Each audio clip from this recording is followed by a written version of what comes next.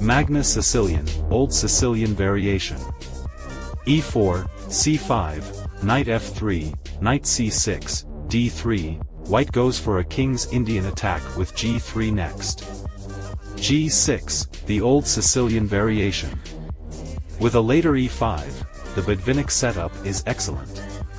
g3, bishop g7, bishop g2, d6, white kingside castling, e5, Botvinnik formation completed with c5, and e5.